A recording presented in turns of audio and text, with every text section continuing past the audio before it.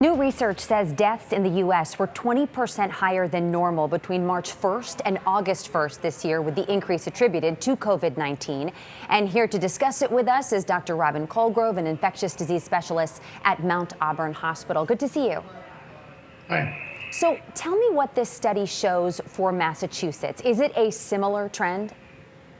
Yeah, in general, yes. I think the most important thing the study shows is that these numbers are large. Hundreds of thousands of people, hundreds of thousands of excess deaths over what would have been expected.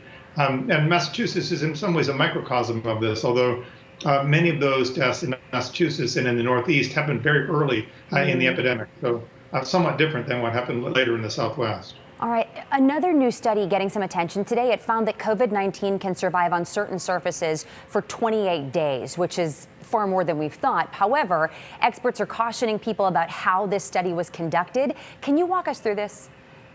Yeah, so I'm one of those experts criticizing this study. I spent a lot of time doing virus research. These studies are incredibly unhelpful. And to put it in a short way, with sensitive enough techniques, you can detect anything anywhere.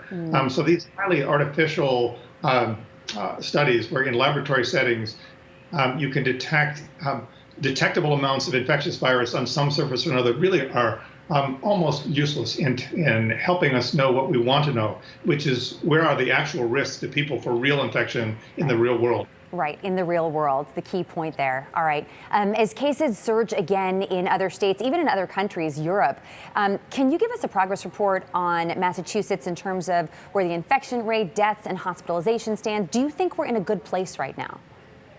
Well, it's never good when you still have so many people hospitalized and dying. Obviously, we are way lower than we were early in the spring. We had low numbers throughout the summer, but since the late summer, numbers have been creeping up slowly. Total case numbers, total hospitalization numbers, case positivity rates, they've all been slowly rising. They were case positivity rates were roughly 1% during the summer and now in the low single digits. So things are creeping up. To that point, in North Dakota, health officials say they're down to only a couple dozen beds available across the state. If we think about those numbers creeping up, how are hospitals like Mount Auburn prepared for the possibility of another surge? I would emphasize here that everyone has a role to play, and preparation is key here. So for the public, we need to continue social distancing and mask wearing. For the providers, we need to practice best practices. But for the hospitals, we need to prepare. And that means getting ready for surges. It means cooperating across hospitals and hospital networks so that we can load level as cases go on. And it means preparation through all the different parts of the chain from person to ICU.